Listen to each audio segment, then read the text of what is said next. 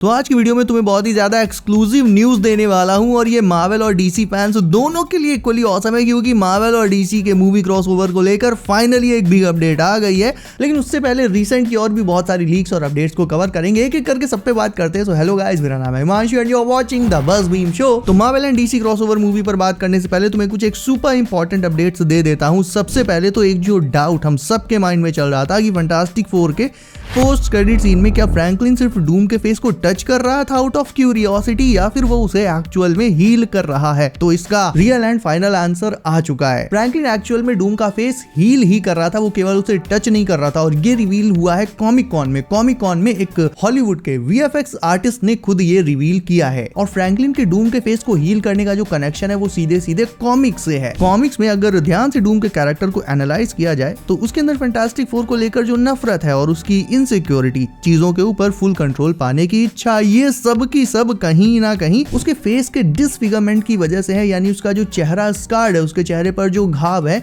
उसी की वजह से ये सारी चीजें हैं, जो कि एक साइकोलॉजिकल फैक्ट है। ऐसे में फ्रैंकलिन का डूम के फेस को एक बार में हील कर देना ये अपने आप में बहुत इंटरेस्टिंग हो जाता है, जिससे डूम का नेचर एमसीयू के अंदर कॉमिक्स से एटलीस्ट थोड़ा बहुत डिफरेंट तो हो ही जाएगा। इसके अलावा आरडीजे का फेस भी हमें मूवी में क्लियरली देखने को मिलेगा। तो फैंटास्टिक फोर की एक ये जो मिस्ट्री चल रही थी इतने दिनों से, ये तो सॉल्व हो गई। और हाँ, आगे बढ़ने से पहले एक साइड अपडेट भी तुम्हें बता दूं। पहले अपने तीरमार खान ने कहा था कि वो हॉकाई सीजन 2 नहीं करेंगे क्योंकि उनसे डबल मेहनत करवाई जाएगी और पैसा मिलेगा 150 रुपया देगा। लेकिन अब अचानक से भाई का मन बदल गया है। भाई अपना कह रहा है कि नहीं, मुझे ऐसा लगता है, मुझे मतलब कोट अनकोट उनकी बात कर रहा हूँ, कि जेरेमी रेनर ने ऐसा कहा है कि मुझे ऐसा लगता है कि eventually we will do a season 2। यानी उन्हें ऐसा लगता है कि वो हॉकाई का सीजन 2 अल्टीमेटली करेंगे ही करेंगे, चाहे उसके लिए पैसा उन्हें जितना भी मिले, चाहे उन्हें जितनी भी मेहनत करनी पड़े। तो भाई जब करना ही था तो पहले इतनी रंगबाजी क्यों झाड़ रहे थे? पहले ही बोल देते कि हम सीजन 2 करेंगे। यही कारण है कि मुसीबत के टाइम कोई आयरन मैन को याद करता है, कोई कैप्टन अमेरिका को, लेकिन हॉकाई को कभी कोई मदद के लिए नहीं बुलाता।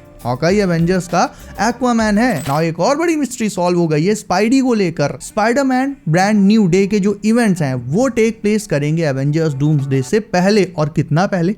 लगभग अराउंड 1 साल पहले। यानी मैं एमसीयू की टाइमलाइन की बात कर रहा हूं। और ये अपडेट इसलिए इंपॉर्टेंट हो जाती है क्योंकि अभी स्ट्रेंज, स्पाइडी जैसे कैरेक्टर्स डूम्सडे के लिए कंफर्म तो हुए ही नहीं है, यानी डाउट तो बना ही है इनके ऊपर। ऐसे में ब्रांड न्यू डे के इवेंट्स अगर डूम्सडे से पहले होंगे तो इससे पीटर के डूम्सडे में आने के चांसेस भी काफी ज्यादा बढ़ जाएंगे। क्योंकि पहले जब doomsday Spiderman brave new world से जस्ट पहले आ रही थी, जब डिले नहीं हुई थी, तब ऐसा सुनने में आ रहा था कि ब्रेव न्यू वर्ल्ड के जो इवेंट्स हैं वो डूम्सडे के पैरेलल चलेंगे और इसी वजह से इसी वजह से स्पाइडरमैन डूम्सडे में हमें नहीं दिखाया जाएगा। लेकिन अब जब डूम्सडे डिले होकर दिसंबर वाले स्लॉट में जा चुकी है और Spiderman brand new day as it is वहीं आ रही है जुलाई में, और अब ये कंफर्म हो गया कि स्पाइडरमैन के जो इवेंट्स होंगे एमसीयू टाइमलाइन के अंदर वो डूम्सडे से अराउंड 1 साल पहले के आसपास होंगे। यानी उसके बाद पीटर डूम्सडे में डेफिनेटली आ सकता है। और टू बी ऑनेस्ट मुझे लगता है कि पक्का आएगा, क्योंकि 616 के सारे हीरोज लाइक थंडरबोल्ट्स, एवेंजर्स, ये सब डूम्सडे में आएंगे, नाचेंगे गाएंगे, और सिर्फ स्पाइडरमैन ना आए तो ये चीज बहुत ज्यादा इलॉजिकल लगेगी। तो फिर आई थिंक मार्वल स्पाइडरमैन के रोल को डूम्सडे में एज अ सरप्राइज लास्ट तक छिपा कर ही रखेगा। मूवी में ऐसे बहुत से सरप्राइज देखने मिलेंगे हमें। गोस्ट राइडर हो गया, मे बी नया वाला ब्लेड आ जाए, काफी सारे ऐसे कैरेक्टर्स आएंगे जिन्हें लेकर रूमर्स एंड अपडेट्स आती रहती, मैं तुम्हें बताता रहता हूँ। So one of those will be Spiderman's role as well, जो कि मार्वल लीक नहीं करेगा पहले। इसके अलावा एक बड़ा रीजन ये भी है पीटर के आने का कि जैसे थॉर और लोकी का रीयूनियन इस पॉइंट पर बहुत इंपॉर्टेंट हो जाता है डूम्सडे में, वैसे ही पीटर का डॉक्टर डूम को, आरडीजे के डूम को देखकर उसका क्या जो रिएक्शन होगा वो भी उतना ही ज्यादा इंपॉर्टेंट हो जाता है जैसे थॉर एंड लोकी का रीयूनियन। ये बहुत ज्यादा इंपॉर्टेंट है, हर कोई इसे देखना चाहता है, मैं देखना चाहता हूँ, तुम भी देखना चाहते हो। सो बहुत सारे ऐसे रीजंस हैं कि पीटर डूम्सडे में आए, और एक भी रीजन ऐसा नहीं है कि पीटर डूम्सडे में ना आए, सीक्रेट वॉर्स में आए सीधे। So yup, I indeed believe कि Spiderman is eventually going to show up in Avengers Doomsday. अब बात करें कुछ एक अपकमिंग मूवीज के बारे में, तो वैसे तो इस पर मैंने एक डेडिकेटेड वीडियो प्लान करी है, उस पर काम चल रहा है, लेकिन वो ना मतलब अचानक से ऐसे ही रैंडमली तुम्हारे ऊपर किसी दिन गिरा दूंगा सरप्राइज टाइप से। लेकिन हाँ, उस वीडियो में एक्चुअल में काफी सरप्राइजेस होंगे, मतलब कहने वाली बात नहीं है ये। बट आज की जो अपकमिंग मूवीज वाली अपडेट वो ये है कि देखो, ब्लेड और डेडपूल 4 ये आएंगे, जल्दी नहीं आएंगे, मतलब काफी टाइम बाद में, कुछ सालों बाद देखने को मिलेंगी। बट फाइनली ब्लैक पैंथर 3 इस पर मार्वल स्टूडियोज के अंदर काम स्टार्ट हो चुका है, ये डेवलपमेंट में है। कंफर्म तो ये कुछ महीने पहले ही हो गया था जब मैंने तो बताया था डेंजल वॉशिंगटन का रोल ब्लैक पैंथर 3 में कंफर्म हो चुका है और इसे निर्देशित करेंगे रायन कुगलर, जिन्होंने सिनर्स को डायरेक्ट किया होगा if you have watched that movie. So हाँ, ब्लैक पैंथर 3 को लेकर कहा जा सकता है कि इसका जो फील होगा, इसका जो एक थीम होगी वो काफी ज्यादा नई और रिफ्रेशिंग लगेगी। बस एक चीज से बीपी बढ़ जाता है, वो है शूरी को देखकर। लेकिन तुम्हें याद होगा कि कुछ टाइम पहले अभी डूम्सडे और सीक्रेट वॉर्स की कॉन्सेप्ट आर्ट्स लीक हुई थी। उस कॉन्सेप्ट आर्ट में एक आर्ट ऐसी भी थी जिसमें हमें एक नया ब्लैक पैंथर, एक नया टचाला भी देखने को मिला था। So most probably I think doomsday या सीक्रेट वॉर्स में ही एट सम पॉइंट हमें बैटल वर्ल्ड के अंदर टचाला का एक नया वेरिएंट आता हुआ दिखेगा, जो एमसीयू की मेन टाइमलाइन में आकर जो रीसेट हो चुकी टाइमलाइन होगी उसमें आगे कंटिन्यू करेगा। और फिर अगर तुम पूछो कि शूरी का क्या होगा, तो भाई बहुत ईजी है, तुम जानते हो क्या होगा। अभी रिसेंटली किसी ने कहा था ना कि डूम्सडे बहुत ट्रेजिक होने वाली है, तो बस यही इसी लाइन में तुम्हारा जवाब छिपाएगी शूरी का क्या होगा। तो भाई ब्लैक पैंथर 3 में नए टचाला के लिए फिंगर्स क्रॉस्ड। बाकी अगर तुम शूरी के फैन हो तो कोई बात नहीं, वीडियो को लाइक कर दो, और नहीं हो तो खुद भी लाइक करो, पड़ोसी से भी करवा दो। और फाइनली अब बात कर लेते हैं मार्वल एंड डीसी के क्रॉस ओवर मूवी की। तो भाई देखो, कॉमिक कॉन 2025 हो गया एंड ये क्रॉसओवर अपडेट जो है वो वहीं से निकल कर आई है। फैंस बहुत टाइम से मार्वल और डीसी का क्रॉसओवर देखना चाहते थे, ऑल्दो अभी तक तो ये इम्पॉसिबल लगता था, जब तक इन दोनों स्टूडियोज ने मिलकर बैटमैन और डेडपूल का क्रॉसओवर रिसेंटली कॉमिक्स में नहीं करा दिया। सबसे पहली बात तुम्हें ये बता दूं, मुझे ऐसा लगता है कि शायद ये जो कॉमिक्स आई है ये लोगों का रिएक्शन देखने के लिए आई है कि अगर हम एक क्रॉसओवर वाली कॉमिक्स निकालते हैं, मतलब डायरेक्ट मूवी ले आती है थोड़ा सा बहुत ज़्यादा मतलब सरप्राइजिंग हो जाता, तो पहले कॉमिक्स निकाल कर इन दोनों स्टूडियोज ने, मार्वल और डीसी ने, हम लोग का माइंड चेक करना चाहा कि भाई देखते हैं इस पर दुनिया वालों का, फैंस का क्या रिएक्शन होता है। रिएक्शन बहुत ज़बरदस्त था। मतलब आज के टाइम पर ज़्यादा जब कोई कॉमिक्स के बारे में बात नहीं करता, उस टाइम भी ये कॉमिक्स एक ह्यूज सक्सेस हो गई, मतलब इसे लेकर बहुत ज़्यादा हाइप बन गई लोगों की।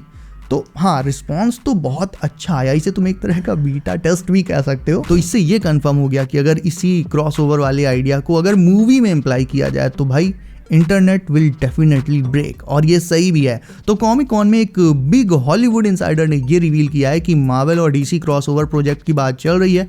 ऑब्वियसली ये एक मूवी ही होगी और दोनों तरफ से लोग इसमें इन्वॉल्व्ड भी होंगे। मार्वल से रूसोस और डीसी से जेम्स गन, दोनों इस आइडिया को लेकर ऑन बोर्ड हैं, ऐसा उस इनसाइडर ने रिवील किया है। लेकिन इससे ज्यादा इस पर कुछ बोलना थोड़ा एग्जैजरेट करने जैसा होगा, बिकॉज अभी फिलहाल इस पर इतनी ही अपडेट है। बट इतना तो कंफर्म है कि मार्वल और डीसी जिस तरह से मतलब लाइक दोनों के दोनों अपनी रिसेंट सुपर हीरो मूवीज में क्रॉसओवर पे क्रॉसओवर कराते जा रहे हैं। क्रॉसओवर वाला कॉन्सेप्ट बहुत ज्यादा इस समय सक्सेसफुल भी हो रहा है, और आज का नहीं, बहुत सालों पहले से है। सिविल वॉर को उठाकर देख लो, उसमें मूवी थी कैप्टन की और सारे एवेंजर्स आ गए थे। मतलब अब एक एग्जांपल दूं तो ऐसे बहुत लंबी लिस्ट हो जाएगी।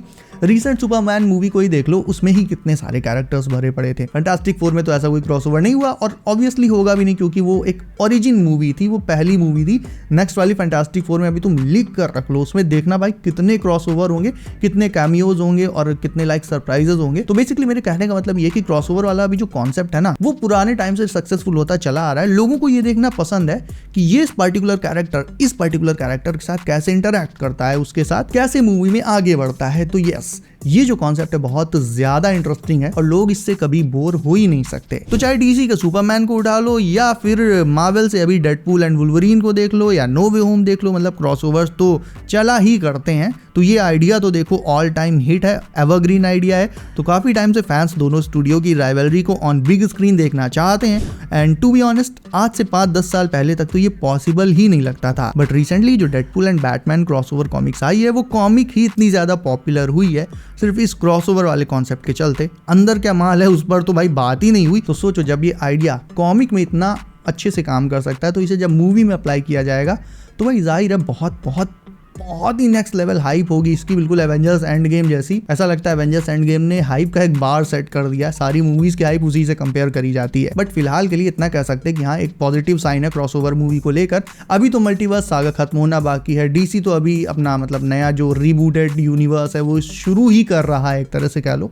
तो हाँ, अभी इस प्रोजेक्ट को आने में बहुत टाइम लग सकता है। आई एम श्योर कि ऐसा डेफिनेटली होगा in far future. So guys, that's it for today. तुम्हें क्या लगता है इस क्रॉसओवर वाले कॉन्सेप्ट को लेकर?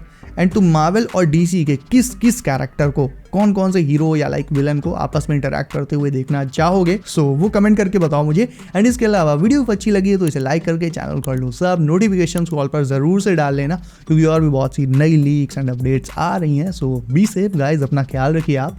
मेरा नाम है Himanshu and as always I will see you in next one.